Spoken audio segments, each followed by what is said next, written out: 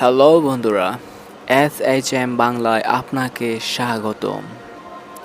রহস্যে ঘেরা এই পৃথিবীতে প্রতিনিয়তই আবিষ্কার হচ্ছে নতুন নতুন রহস্য। অলৌকিক এবং লৌকিকতায় ভরপুর এই রহস্যগুলো যেন উন্মোচন হওয়ার হাতছানি দিয়ে লুকিয়ে যায় আবার তার নিশানায়।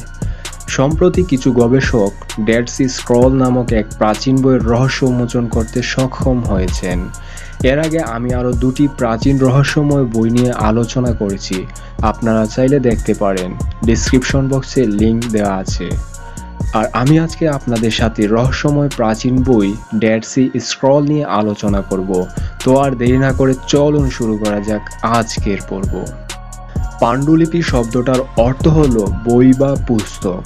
অধিকাংশ ক্ষেত্রেই এই শব্দটা ব্যবহার করে প্রাচীন কোনো বইকে বোঝানো হয়। কয়েক হাজার বছরের পুরনো এক প্রাচীন ধর্মীয় পাণ্ডুলিপি, যা ডেড সি স্ক্রল নামেই পরিচিত, তা কীভাবে লেখা হয়েছিল সেই রহস্য উন্মোচন করে সাড়া ফেলে দিয়েছেন একদল গবেষক, যাদের মধ্যে একজন ছিল বাংলাদেশি। পাণ্ডুলিপিটি যে পার্চমেন্ট বা চামড়ার কাগজের উপর লেখা হয়েছে তা প্রায় 7 মিটার লম্বা। আজ থেকে 70 বছর আগে এক আরব বেদুইন জেরুজালেমের কাছে এক গুহায় এই পাণ্ডুলিপিটি খুঁজে পান। পাণ্ডুলিপিটি ছিল একটি তামার বয়ামের ভিতর। তারপর এ নিয়ে অনেক গবেষণা চালায় অনেক গবেষক। এতদিন পর্যন্ত ধারণা করা হচ্ছিল এই পাণ্ডুলিপিটি একজনের হাতে লেখা।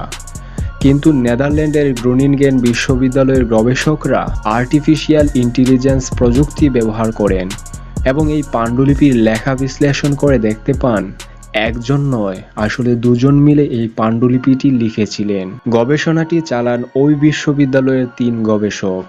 আসলে ডেড সি স্ক্রলে কি আছে? 1940 এবং 1950-এর দশকে বেশ কিছু প্রাচীন পাণ্ডুলিপি খুঁজে পাওয়া গিয়েছিল ইসরায়েল এর পশ্চিম ডেড সি নদীর তীরে।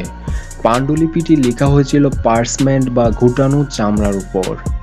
হিব্রু ভাষায় লেখা এই পাণ্ডুলিপিতে প্রাচীন বাইবেল সম্পর্কিত কিছু ধর্মীয় টেক্সট রয়েছে, অর্থাৎ বাইবেলের অল্ড টেস্টামেন্টের সবচেয়ে প্রাচীনতম সংস্করণ এতে লিপিবদ্ধ আছে বলে ধারণা করা হয়। কিছু টেক্সট আরামাইক এবং গ্রিক ভাষাতেও লেখা। এগুলো খ্রিস্টপূর্ব 3য় শতকের বলে ধারণা করা হয়। এটি ইসাইয়াহ স্ক্রল নামেও পরিচিত।